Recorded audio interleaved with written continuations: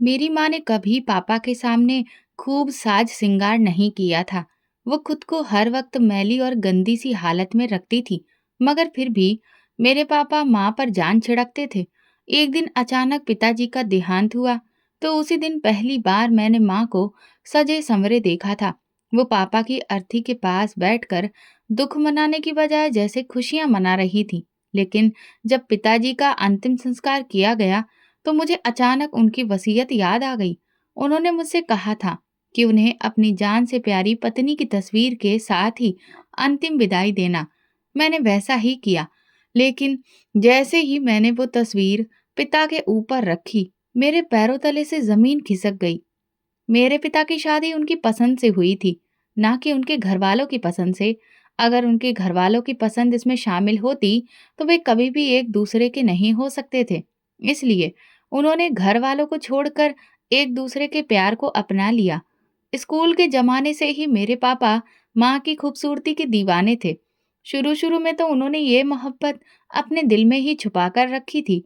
मेरे पिता चुपचाप माँ को देखा करते थे, मगर उन्होंने कभी भी माँ से अपनी मोहब्बत का इजहार करने की हिम्मत नहीं की। स्कूल के बाद कॉलेज में भी माँ की खूबसूरती के चर्चे पूरे कॉलेज में थे। बहुत सारे लड़कों ने माँ की खूबसूरती पर मर मिटने के बाद उन्हें प्रपोज किया, लेकिन माँ ने किसी को भी घास नहीं डाली। पिताजी ने एक दिन मौका देखकर माँ को शादी के लिए प्रपोज कर दिया, ये जाने बिना कि दोनों के घर वाले एक दूसरे के जानी दुश्मन थे। माँ ने पिताजी को इनकार कर दिया। मेरी माँ, जो पिताजी के जज्बातों को बहुत अच्छे से जानती थी, इस बात से बेखबर थी कि माँ के इनकार की वजह से पापा पर क्या बीतेगी। मेरे पापा ने पूरे कॉलेज के सामने माँ का हाथ पकड़ते हुए कहा, रजनी, याद रखना, तुम सिर्फ मेरी हो। अगर तुमने मेरे अलावा किसी दूसरे के बारे में सोचा भी, तो तुम नहीं जानती मैं क्या कर बैठूंगा। माँ एक झटके से पिताजी से अपना हाथ छुड़ाते हुए खूंखार निगाहों से उनकी तरफ देखते हुए बोली, जाकर पहले अपने घर वालों को तो मना लो। पिताजी बोले, तुम मेरे घर वालों की फिक्र मत करो। मेरी खुशी के लिए वे तुम्हें, यानी अपनी दुश्मन की बेटी को भी अपना लेंगे। पूरा कॉलेज अजीब नजरों से माँ और पिताजी की तरफ देख रहा था, मगर पिताजी के सर पर तो माँ की मोहब्बत का नशा सवार था। उन्हें लोगों की फिक्र ही कहाँ थी। उन्होंने तो जैसे तैसे करके माँ को हासिल करने के लिए ठान लिया था, और इसके लिए वे अपने घर वालों को भी छोड़ने के लिए तैयार थे। रात के खाने पर पिताजी ने दादा दादी से माँ के बारे में बात की। मैं रजनी को पसंद करता हूँ और उससे शादी करना चाहता हूँ। पिताजी की ये बात सुनकर दादाजी भड़क उठे। राजेश, ये तुम क्या बकवास कर रहे हो? वो हमारे दुश्मन की बेटी है। मैं कैसे अपने दुश्मन की बेटी को अपने घर की बहू बना सकता हूँ? तुम्हारे लिए यही बेहतर है कि तुम उस लड़की का ख्याल अपने दिमाग से निकाल दो, वरना मैं तुम्हें इस घर और इस जायदाद से बेदखल कर दूंगा। फिर मुझसे शिकायत मत करना। और तुम जानते हो, मैं जो फैसला कर लेता हूँ वो अटल होता है। दादाजी टिश्यू से अपना हाथ साफ करते हुए बोले, तो पापा ने कहा, ठीक है, फिर आप अपने फैसले पर कायम रहिए। मैं भी तो आपका ही बेटा हूँ।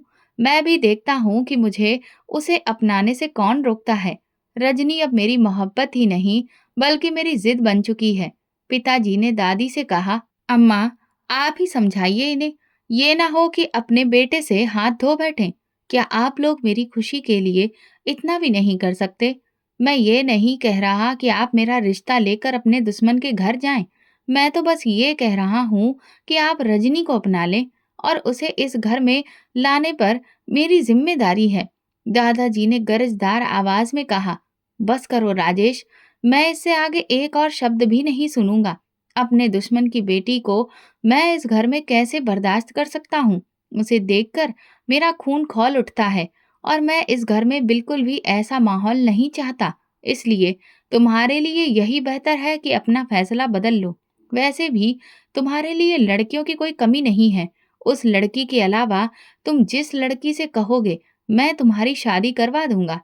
अगले दिन पापा कॉलेज गए, और वो घर से ये इरादा करके निकले थे कि वे माँ को लेकर यहाँ से बहुत दूर चले जाएंगे, जहाँ न पिताजी के घर वाले होंगे और न माँ के। वे दोनों एक दूसरे के साथ अपनी एक नई जिंदगी शुरू करेंगे। उसी दिन पिताजी ने माँ को पूरे कॉलेज में ढूंढा। जब माँ नहीं मिली तो वे सीधा उनके घर चले गए। माँ के घर का माहौल पिताजी के घर के माहौल से बिल्कुल मिलता जुलता था। जहाँ एक तरफ दादाजी के सीने में माँ के घर वालों के खिलाफ नफरत की आग थी, तो दूसरी तरफ माँ के घर वाले भी पिताजी के घर वालों के खून के प्यासे थे। वे पिताजी को देखते ही भड़क उठे। मेरे नाना ने पिताजी का गिरेबान पकड़ते हुए बोला, तुम्हारी हिम्मत कैसे हुई मेरी बेटी पर गंदी नजर डालने की? और तुम लोगों ने ये सोच भी कैसे लिया कि मैं अपनी बेटी की शादी तुम जैसे लोगों में करूंगा? पापा ने अपना गिरेबान छुड़ाते हुए कहा, शादी तो मैं रजनी से ही करूंगा। हम एक दूसरे को पसंद करते हैं, चाहे तो आप रजनी से ही पूछ लीजिए। मगर माँ अपनी नजरें झुकाए खड़ी थी। नाना जी बोले, ये मेरी बेटी है, ये तुम जैसे इंसान को पसंद तो क्या, तुम्हारी तरफ देखना भी गवारा नहीं करेगी। पिताजी ने कहा, रजनी, तुम खामोश क्यों हो? तुम अपने पिता को बताओ ना कि तुम भी मुझे पसंद करती हो और मुझसे शादी करना चाहती हो। मगर माँ चुप रही, क्योंकि वो अपने पिता से डरती थी कि कहीं गुस्से में आकर वे कुछ उल्टा सीधा ना कर बैठें। अगले दिन पापा कॉलेज में माँ का रास्ता रोक कर खड़े थे। वे बोले, रजनी, आज तो मुझे तुम बता ही दो कि तुम मुझसे प्यार करती भी हो या नहीं। माँ गुस्से से बोली, राजेश, मेरा रास्ता छोड़ो। मैं इस वक्त किसी भी तरह की बहस के मूड में नहीं हूँ। मेरी क्लास का समय हो रहा है, मुझे जाने दो। पिताजी माँ के पीछे पागल हुए पड़े थे, मगर माँ को तो कोई परवाह ही नहीं थी। जब भी पापा अपनी मोहब्बत के बदले माँ की राय मांगते तो वो बिना कुछ कहे रोने लग जाती थी।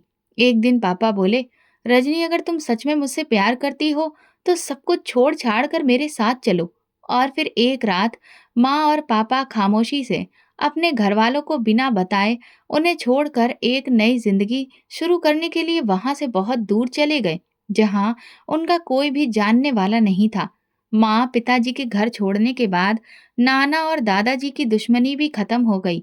उन्होंने मिलकर माँ और पिताजी को बहुत ढूंढा, मगर वे नहीं मिले। वे जिस शहर में गए वो उनके लिए बिल्कुल नया था। हर तरफ अजनबी लोग थे। अदालत जाकर उन लोगों ने कोर्ट मैरिज की और रहने के लिए घर ढूंढने लगे, क्योंकि वे इस शहर में नए थे और किसी को जानते भी नहीं थे। इसलिए किराए का घर ढूंढने में बहुत मुश्किल आई। पिताजी ने एक छोटा सा घर किराए पर लिया। वे बोले, रजनी, अभी फिलहाल हमें यहीं रहना पड़ेगा, जब तक किसी अच्छी जगह पर रहने का ठीक ठाक बंदोबस्त नहीं हो जाता। मैं जानता हूँ कि इस घर में एडजस्ट करना बहुत मुश्किल होगा, लेकिन बहुत जल्दी कोई अच्छा सा घर ले लूंगा। माँ ने मुस्कुराकर सिर हिला दिया। पिताजी बोले, अच्छा, तो मैं बाहर जाता हूँ, तुम दरवाजे की कुंडी लगा लो, मैं खाने के लिए कुछ लेकर आता हूँ। माँ घबराते हुए बोली, लेकिन मैं यहाँ अकेले कैसे रहूंगी? पिताजी ने कहा, कुछ देर की ही तो बात है, मैं अभी वापस आ जाऊंगा। खाने के बाद मार्केट चलेंगे, जो भी सामान लेना होगा वो ले आएंगे। अभी माँ और पिताजी की शादी के शुरू के दिन थे। पिताजी ने ध्यान दिया कि माँ कुछ उदास सी रहती हैं। कई बार उन्होंने माँ से पूछा, रजनी, क्या तुम शादी से खुश नहीं हो या फिर तुम्हें अपने घर वालों की याद आती है? तो उन्होंने मुस्कुराते हुए कहा, नहीं राजेश, ऐसा कुछ भी नहीं है। मैं शादी से खुश हूँ। और रही बात घर वालों की, तो उनकी याद तो आएगी ही ना। मेरा बहुत मन करता है कि मैं जाकर अपने मम्मी पापा से मिलूं, मगर मैं ये भी जानती हूँ कि अगर मैं वहां गई तो वे मुझे जिंदा नहीं छोड़ेंगे। आखिरकार मैंने उनकी इज्जत पैरों तले रौंद दी है। ऐसी बेटी को कोई देखना भी गवारा नहीं करेगा। पिताजी माँ को तसल्ली देते हुए बोले, तुम फिक्र मत करो, देखना, बहुत जल्द हम सब इकट्ठे होंगे। ये दूरियां कुछ समय के लिए ही हैं। जब सब कुछ ठीक हो जाएगा तो हम वापस चले जाएंगे। माँ ने कहा, भगवान ऐसा ही करे। जब तक पिताजी खाना लेकर लौटे तब तक माँ ने पूरे घर की सफाई कर ली। अभी माँ किचन की सफाई करने में व्यस्त थी कि दरवाजे पर दस्तक हुई। माँ डस्टिंग वाला कपड़ा वहीं छोड़कर दरवाजा खोलने गई। जैसे ही उन्होंने दरवाजा खोला, पिताजी अंदर का नजारा देखकर हैरान रह गए। पूरा घर शीशे की तरह चमक रहा था।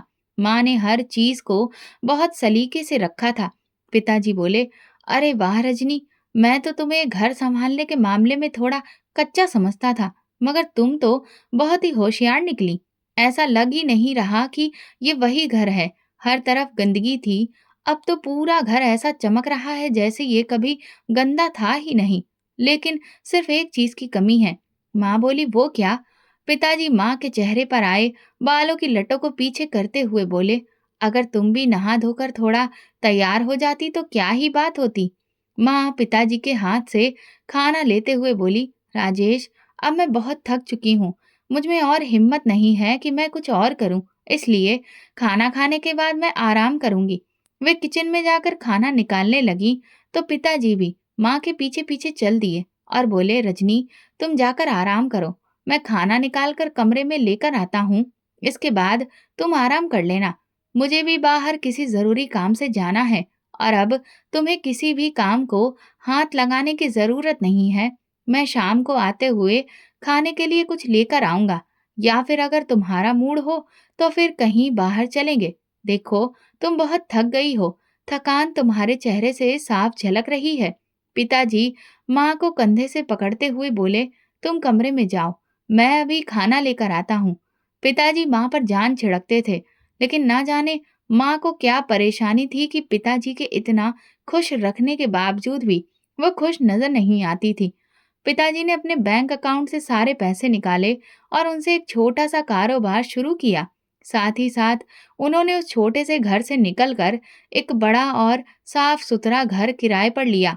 माँ प्रेग्नेंट थी। उनका कहना था कि राजेश, मुझे यहाँ से कहीं ले चलो। इस छोटे से घर में मेरा दम घुटता है, मैं खुलकर सांस नहीं ले पाती। पिताजी जो माँ के मुंह से निकली हर बात पूरी करते थे, वो ये बात कैसे टाल सकते थे? और वो भी तब जब माँ उन्हें बाप बनने की खुशी दे रही थी। जब पिताजी को ये खबर मिली कि माँ उम्मीद से है, तो उन्होंने पूरे मोहल्ले में मिठाई बांटी। उनकी खुशी का कोई ठिकाना नहीं था। वे माँ का हाथ पकड़कर बोले, रजनी, तुम्हें पता है आज मैं कितना खुश हूँ। मुझे ऐसा लग रहा है कि मुझसे ज्यादा इस दुनिया में कोई और खुशकिस्मत नहीं है। बस अब तुम जल्दी से तैयार हो जाओ, हमें अभी डॉक्टर के पास चलना है। माँ बोली, लेकिन राजेश, इतनी जल्दी डॉक्टर के पास जाने की क्या जरूरत है? पता तो चल ही चुका है ना, तो फिर कल चलेंगे। पिताजी ने माँ का हाथ पकड़कर उन्हें खड़ा करते हुए कहा, रजनी, मैं तुम्हें इस मामले में बिल्कुल भी लापरवाही नहीं करने दूंगा। अब ये एक नहीं बल्कि दो दो जिंदगियों का मामला है। मैं इनमें से एक को भी नहीं खोना चाहता, इसलिए मैं कोई रिस्क नहीं लूंगा। तुम अभी उठो, चेंज करो, हम अभी डॉक्टर के पास जा रहे हैं। माँ तैयार होकर बाहर आई तो पिताजी सर से लेकर पैर तक उन्हें देखने लगे। रजनी यार, ये क्या? कम से कम बाहर जाते हुए तो अपना हुलिया ठीक कर लो। मैं तुमसे कितनी बार कह चुका हूँ कि थोड़ा बन सबर कर रहा करो। घर पर नहीं तो कम से कम बाहर जाते हुए तो अपनी हालत ठीक कर लिया करो। गली मोहल्ले के लोग तुम्हें देखकर क्या सोचेंगे कि तुम्हारे पति ने तुम्हें अच्छे से नहीं रखा हुआ है। माँ अपने ऊपर शॉल ओढ़ते हुए बोली, मुझे किसी की कोई परवाह नहीं। तुम कह रहे हो इसीलिए मैं चल रही हूँ, नहीं तो मेरा तो पहले ही जाने का मन नहीं था। पापा बोले, अच्छा ठीक है चलो। माँ के प्रेग्नेंट होने के बाद पापा ने उनका ज्यादा ध्यान रखना शुरू कर दिया। उनका ज्यादातर वक्त घर पर ही गुजरता। वे घर के किसी काम को भी माँ को हाथ तक न लगाने देते और उनके खाने पीने का खास ख्याल रखते। माँ को इन सब बातों से बहुत चिढ़ थी। वे झल्लाकर बोलती, राजेश, मैं इतनी भी लाचार नहीं हूँ कि तुम मुझे नीचे पाँव ही नहीं रखने देते हो। वे बोले, डॉक्टर ने क्या कहा था, तुम्हें याद है ना? डॉक्टर ने कहा था कि तुम्हें पूरी तरह से बेड रेस्ट करना है। वो माँ के सामने फल रखते हुए बोले, अच्छा, अब चुपचाप से ये सब खा लो। माँ मुंह दूसरी तरफ करते हुए बोली, राजेश, ये क्या जबरदस्ती है? मुझे नहीं खाया जाता इतना सारा। पिताजी ने कहा, खाना तो पड़ेगा, अपने लिए ना सही तो इस नन्ही सी जान के लिए जो तुम्हारे अंदर पल रही है। पापा अक्सर बातों ही बातों में माँ को कहते कि वे खुद को साफ सुथरा रखें, लेकिन माँ बजाय पापा की बात पर ध्यान देने के उल्टा उन्हें ही सुनाती। राजेश, अब तुम्हारा मुझसे मन भर गया है, इसीलिए तो तुम मुझ में कमियां निकालते रहते हो। पिताजी ने कहा, रजनी, ऐसी कोई बात नहीं है। तुम चाहे जिस हाल में भी हो मुझे अच्छी लगती हो। मैं तो बस ये कहता हूँ कि तुम अपने आप को गंदी हालत में मत रखा करो। बल्कि तैयार होकर रहा करो। अपने लिए नहीं तो अपने पति के लिए ही। माँ अपने बालों का जूड़ा बनाते हुए बोली, ये लो, मैंने बाल समेट लिए, अब तो खुश हो? पिताजी माँ को मोहब्बत भरी नजरों से देखते हुए बोले, खुश तो मैं उस दिन से ही हूँ जिस दिन से तुम मेरी जिंदगी में शामिल हुई थी। 9 महीने पूरे होने के बाद जब मैं इस दुनिया में आई तो मेरे पापा को दुनिया की हर खुशी मिल गई। जब उन्होंने मुझे पहली बार गोद में लिया तो उनकी आंखें खुशी से भर आईं। वे मुझे गोद में उठाकर माँ के पास लेकर बोले, रजनी, ये देखो, हमारी बेटी बिल्कुल तुम पर गई है। माँ मुंह दूसरी तरफ करके रोने लगी। पिताजी ने जब माँ की आंखों में आंसू देखे तो पूछने लगे, रजनी, तुम्हें क्या हुआ? तुम क्यों रो रही हो? क्या तुम खुश नहीं हो? भगवान ने तुम्हें बेटी के रूप में आशीर्वाद दिया है। वे माँ का चेहरा अपनी तरफ करते हुए बोले, इधर मेरी तरफ देखो। अरे देखो तो सही, क्या तुम अपनी बेटी से नहीं मिलोगी? देखो ये कितनी मासूम है। मेरी किलकारियां पूरे घर में गूंजने लगीं। मैं पापा की आंखों का तारा थी। मुझे देखकर वे दुनिया का हर काम भूल जाते, मेरी छोटी छोटी खुशियों का ख्याल रखते। एक दिन पापा कमरे में बैठे अपने कारोबार के हिसाब में व्यस्त थे और माँ किचन में खाना बना रही थी। मैं धीरे धीरे छत की सीढ़ियों की तरफ चढ़ने लगी। एकदम से मेरा पांव फिसला और मैं फर्श पर गिर गई। पिताजी अंदर से भागते हुए बाहर आंगन में आए। मेरे माथे से खून की बूंदें निकल रही थीं। मैं जोर जोर से रोने लगी। तभी माँ किचन से बाहर आई तो पिताजी चिल्लाने लगे, रजनी, तुम इतनी लापरवाह कैसे हो सकती हो? जब तुम्हें पता था कि बच्ची बाहर है तो तुम इसे मेरे पास छोड़ जाती। देखो तो ये कैसे रो रही है। वे मुझे फौरन डॉक्टर के पास ले गए। माँ पिताजी के सख्त लहजे से डर कर सहमी सहमी सी वहीं पर खड़ी रह गई, क्योंकि इससे पहले पिताजी ने कभी भी इस लहजे में माँ से बात नहीं की थी। जब पिताजी मेरी मरहम पट्टी करवा कर लाए तो मैं माँ को देखकर अपने दोनों हाथ फैलाने लगी। माँ ने मुझे गोद में लिया और कमरे में चली गई। पिताजी ने खाना बर्तनों में निकाला और कमरे में लाकर माँ के सामने रखते हुए बोले, सॉरी रजनी, ना जाने आज मुझे क्या हो गया था। रोहिणी की हालत देखकर मैं खुद पर काबू न पा सका और तुमसे उस लहजे में बात कर गया। माँ अपनी नजरें झुकाए अपने हाथों को घूर रही थी। पिताजी ने थोड़ी से पकड़कर माँ का चेहरा ऊपर किया। रजनी, माफ कर दो, वादा है आज के बाद कभी भी तुमसे इस तरह रूखे लहजे में बात नहीं करूंगा। मगर प्लीज तुम भी रोहिणी के मामले में थोड़ा ध्यान रखा करो। छोटी बच्ची है, तुम्हें और मुझे उसका मिलकर ध्यान रखना है। माँ इस बात से सहमत होते हुए खाना निकालने लगी। ऐसे ही मेरे बाद भगवान ने मेरे माँ बाप को एक और बेटी और एक बेटा दिया। अब हम 3 भाई बहन थे। परिवार बढ़ जाने की वजह से पिताजी ने दिन रात मेहनत करना शुरू कर दिया। उनका ज्यादातर वक्त अपने स्टोर पर गुजरता। एक दिन अचानक मेरी आंख खुली तो देखा मम्मी पापा किसी बात पर बहस कर रहे थे। उसी दिन माँ का लहजा बदला बदला था, क्योंकि मैं अब बड़ी हो चुकी थी और बातों को समझने लगी थी। तो मुझे माँ की लड़ाई कुछ कुछ समझ आने लगी थी। पिताजी माँ को प्यार से समझाने की कोशिश कर रहे थे, रजनी, ये सब छोड़ दो, यही तुम्हारे और मेरे बच्चों के लिए सही है। मैं 8वीं क्लास की पढ़ाई कर रही थी जब स्कूल में पेरेंट्स टीचर मीटिंग हुई। मैंने अपने पापा और मम्मी दोनों से कहा कि वे मेरे साथ चलें। पापा प्यार से मेरे सिर पर थपकी देते हुए बोले, रोहिणी बेटा, मुझे तो स्टोर पर बहुत काम है, अगली बार मैं जरूर चलूंगा। तुम ऐसा करो कि अपनी माँ को साथ ले जाओ। माँ, जो मेरे लिए नाश्ता बना रही थी, मुड़कर पिताजी की तरफ देखते हुए बोली, ठीक है, मैं रोहिणी के साथ चली जाऊंगी। पिताजी अपना बैग कंधे पर डालते हुए बोले, अच्छा, मैं जा रहा हूँ। तो माँ ने कहा, लेकिन राजेश, नाश्ता तो करते जाओ। पिताजी बोले, मैं पहले ही बहुत लेट हो चुका हूँ, इसलिए वहीं पर जाकर नाश्ता कर लूंगा। बस तुम जल्दी से रोहिणी के साथ चली जाओ। फिर वे स्टोर चले गए। माँ मुझे आवाज देते हुए बोली, रोहिणी, इधर आओ, तुम जल्दी से नाश्ता कर लो, मैं अभी तैयार होकर आती हूँ। कुछ ही देर में जब माँ कमरे से बाहर आई तो मैं माँ को देखती रह गई, क्योंकि आज से पहले मैंने माँ को इतना सजा संवरा कभी नहीं देखा था।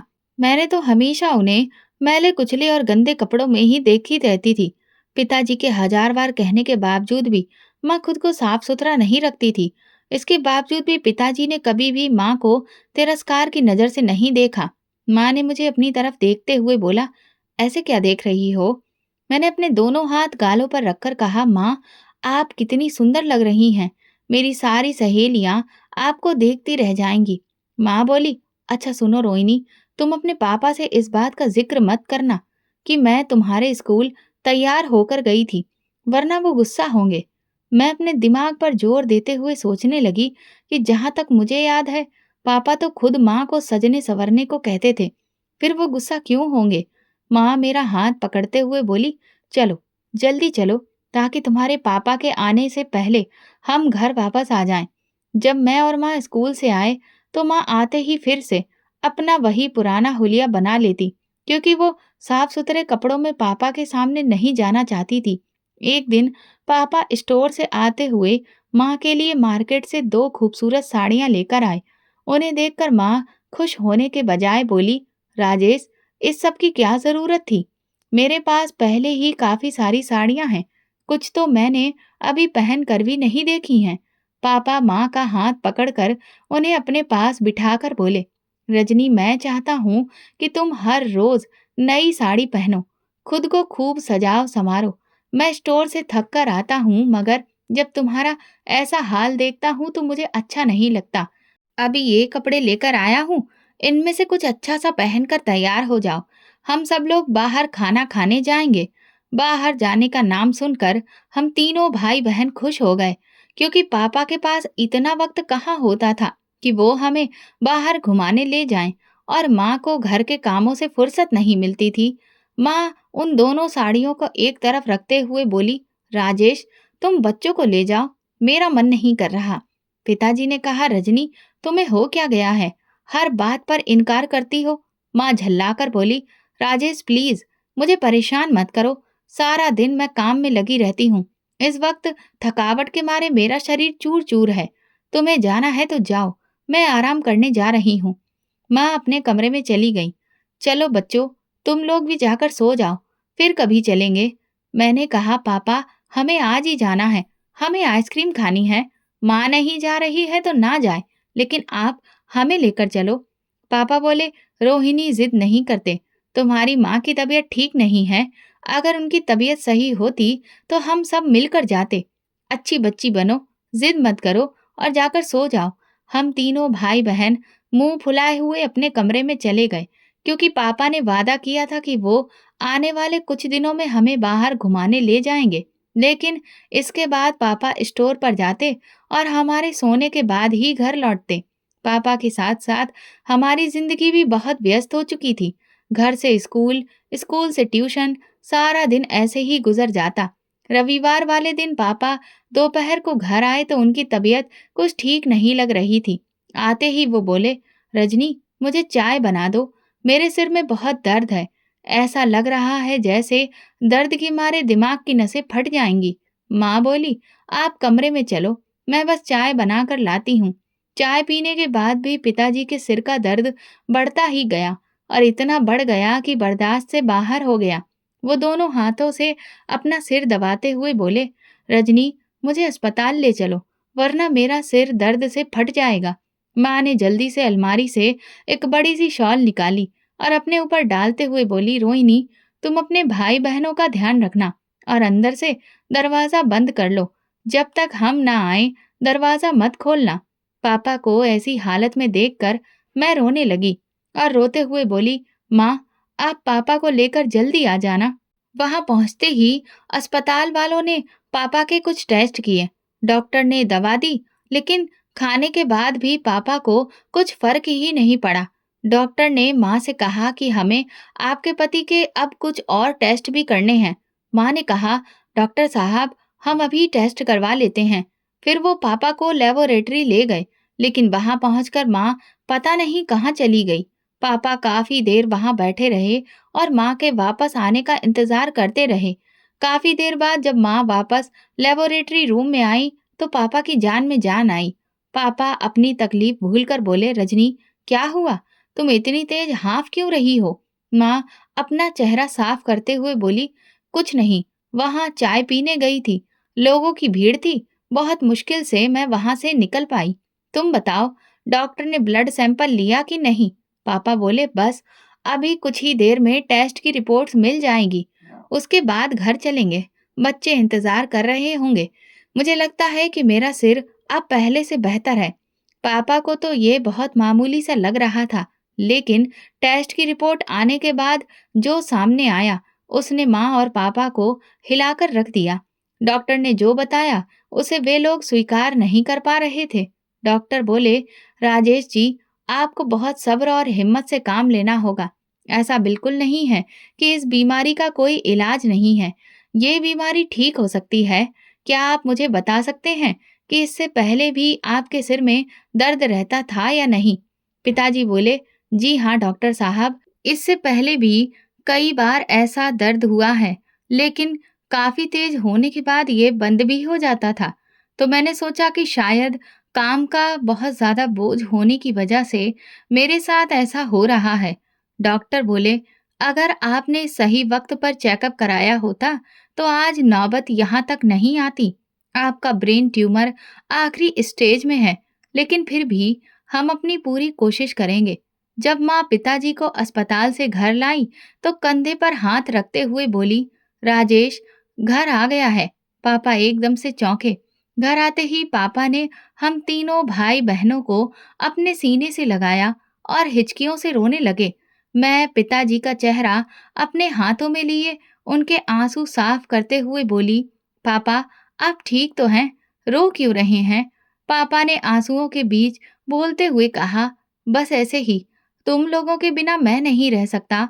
मैंने कहा, पापा, हम भी तो आपके बिना नहीं रह सकते। आपको पता है, जब आप रात को स्टोर से को आते हैं तो हमारी नजरें आपके इंतजार में दरवाजे पर लगी रहती हैं। पापा बोले, मेरे बच्चे, मैं भी तुम लोगों के बिना नहीं रह सकता, लेकिन मुझे लगता है कि मेरे पास बहुत कम वक्त है। मैंने कहा, पापा, आप ऐसा मत कहिए। जब मुझे पता चला कि पापा को ब्रेन ट्यूमर है तो मैं बहुत रोई। भगवान से रो रो कर अपने पिता को ठीक करने की दुआएं करने लगी, लेकिन शायद मेरी दुआओं में इतना असर नहीं था। इसलिए एक रात मेरे पिता खामोशी से इस दुनिया को छोड़ गए।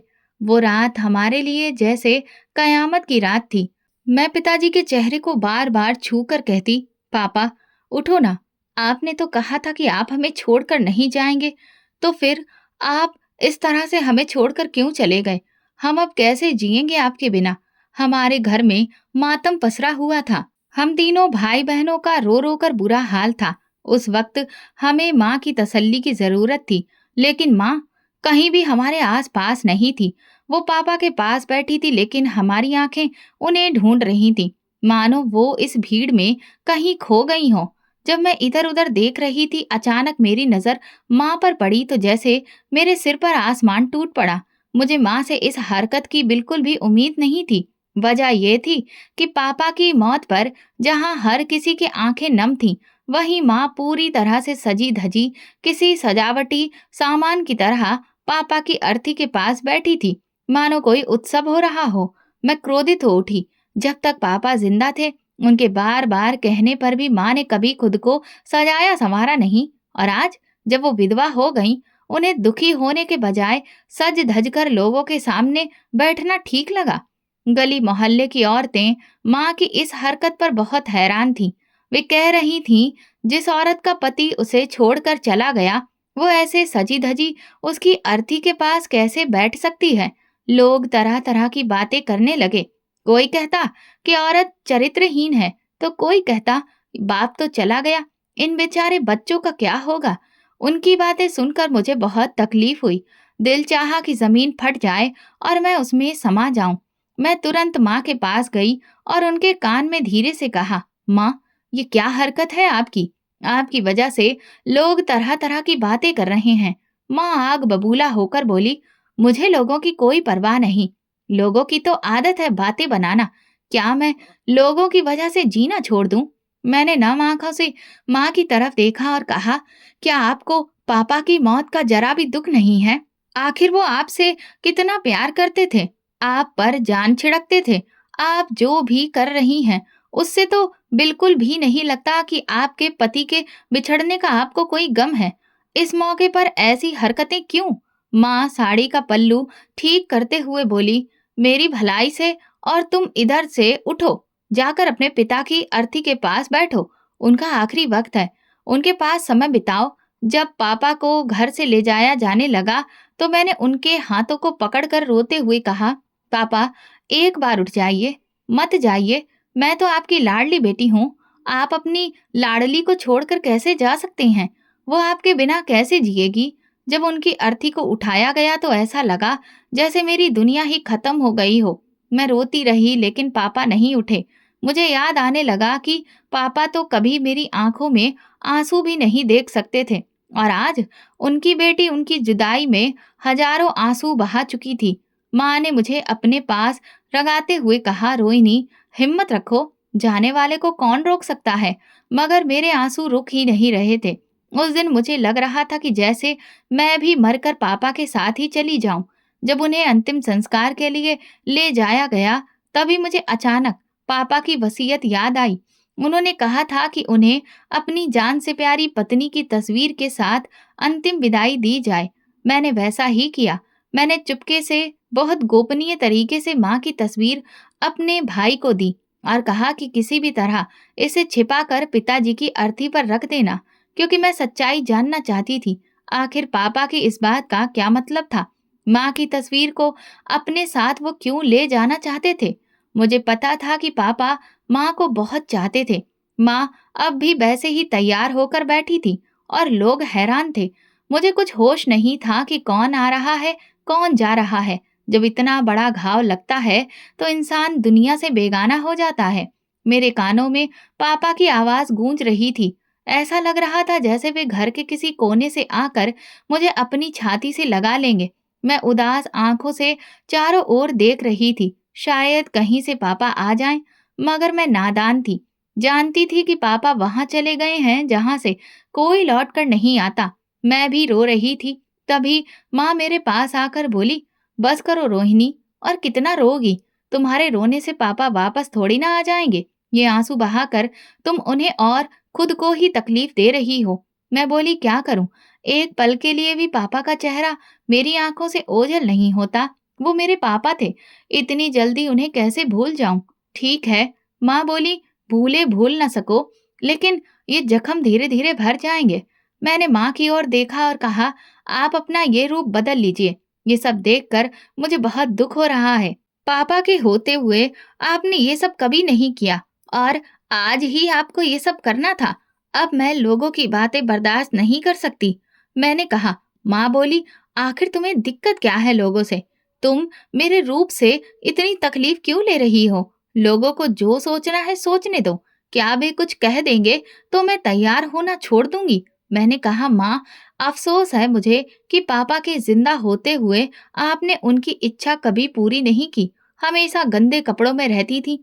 अब न जाने आप क्या साबित करना चाहती हैं? माँ उंगली उठाते हुए बोली, रोहिणी, तुम ज्यादा बदतमीज होती जा रही हो। ये सब तुम्हारे पापा के लाड़ प्यार का ही नतीजा है, जो तुम इस तरह से सर पर चढ़कर बोल रही हो। मैं खामोशी से माँ की बातें सुनती रही, क्योंकि अब मेरे नखरे उठाने वाला कोई नहीं था। मैं कमरे में बैठी थी और शाम होने का इंतजार कर रही थी, क्योंकि पापा ने कहा था कि मेरी पत्नी की तस्वीर मेरे साथ जलाई जाए और फिर शाम के वक्त चमत्कार देखना। मैंने वैसा ही किया। जैसे ही शाम हुई और दिया जलाया गया, तभी मेरे पैरों तले से जमीन खिसक गई। सारे मेहमान गली मोहल्ले वाले जा चुके थे, मगर जो कुछ मेरे सामने था उसे मैं बयान नहीं कर सकती थी। मैं सोचने लगी, क्या पापा सब कुछ पहले से ही जानते थे? अगर जानते थे तो उन्होंने कभी किसी को कुछ बताया क्यों नहीं? कम से कम मुझे तो बता सकते थे। मुझे ही क्यों नहीं बताया? माँ को तो रोक सकते थे, आखिर वो उनकी पत्नी थी। माँ को देखकर मैं गुस्से से लाल पीली हो रही थी, लेकिन माँ अपनी ही दुनिया में खोई थी। उन्हें मेरे आने की खबर तक नहीं हुई। मैंने कहा, माँ, क्या हो रहा है? आप यहाँ क्या कर रही हैं? आपको तो इस वक्त हमारे साथ होना चाहिए। हमें आपकी इस वक्त सबसे ज्यादा जरूरत है। मुझे देखकर माँ का रंग उड़ गया। वो एकदम बौखलाकर बोली, रोहिणी, तुम यहाँ पर क्या कर रही हो? जाओ, जाकर आराम करो, मैं अभी आती हूँ। मैं सब कुछ अपनी आंखों से देखने के बाद चुपचाप वहां से आ गई और तब मुझे समझ आया कि पापा किस चमत्कार की बात कर रहे थे। ये हादसा न जाने कब उनकी जिंदगी में हो चुका था। शायद वो बहुत पहले से ही माँ की इस हरकत को जान चुके थे और यकीनन यही हादसा पिताजी की मौत का कारण बना। माँ से मुझे ये उम्मीद हरगिज नहीं थी। मेरी छोटी बहन और मेरा भाई दोनों मेरे दाएं बाएं बैठे थे। वे बोले, दीदी, हमें पापा की बहुत याद आ रही है। पापा कब आएंगे? वे इतने मासूम थे कि उन्हें खबर ही नहीं थी कि वो जिसका इंतजार कर रहे हैं वो कभी लौट कर नहीं आएंगे। रात काफी गहरी हो चुकी थी। मैं उन दोनों को सुलाने के बाद खिड़की से बाहर का मंजर देख रही थी कि अचानक मुझे अंधेरे से डर लगने लगा। मैं जल्दी से खिड़की बंद कर तुरंत बेड पर सिमट कर बैठ गई। इससे पहले मुझे कभी भी डर महसूस नहीं हुआ था। शायद इसलिए क्योंकि मैं जानती थी कि मेरे पापा हैं जो हर खतरे से मुकाबला करके मुझे बचा लेंगे। इतने में दरवाजे पर दस्तक हुई तो मैं डर के मारे थर-थर कांपने लगी। दूसरी बार दस्तक देने पर मैंने धीरे-धीरे कदम बढ़ाकर दरवाजा खोला तो सामने माँ खड़ी थी। मैं एकदम माँ के सीने से जा लगी। माँ, मुझे बहुत डर लग रहा है। मुझे खुद से अलग करते हुए माँ बोली, रोहिणी, क्या हुआ है? वो मेरे चेहरे पर आए बालों की लटों को पीछे करते हुए बोली, खुद को संभालो। अब तुम बच्ची थोड़ी हो जो ऐसे डर गई हो। मैं तो बस देखने आई थी कि तुम लोग सो रहे हो या नहीं। माँ जबरदस्ती मुस्कुराते हुए बोली, मुझे नींद आ रही है। ऐसा करो कि तुम भी सो जाओ, मैं सोने जा रही हूँ। मैंने कहा, माँ, आज आप यहीं हमारे पास सो जाइए। माँ गुस्से से बोली, तुम कौन सी अकेली हो? वे दोनों भी तुम्हारे साथ हैं। दरवाजा बंद करो और आराम से सो जाओ। अगली सुबह मैं उठी तो घर में हर चीज मौजूद थी। सब कुछ वैसा ही था, बस अगर कोई नहीं था तो वो मेरे पापा थे। पिताजी के बिना घर सूना सूना लग रहा था। मुझे पापा की कमी शिद्दत से महसूस हो रही थी। माँ सुबह सवेरे ही कंधे पर शॉल ओढ़कर बोली, रोहिणी, तुम अपने भाई बहनों का और घर का ख्याल रखना। मैं स्टोर पर जा रही हूँ। मैंने कहा, लेकिन आज तो पिताजी को गए दूसरा दिन है। लोग क्या कहेंगे? माँ बोली, एक तो तुम हर बात के बीच में लोगों को ले आती हो। तुम क्यों दूसरों के बारे में इतना सोचती हो? अब अगर मैं यूं घर पर हाथ रखकर बैठी रही तो ये घर कैसे चलेगा?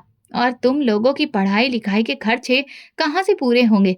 इस सब के लिए तो मुझे स्टोर पर जाना ही पड़ेगा ना।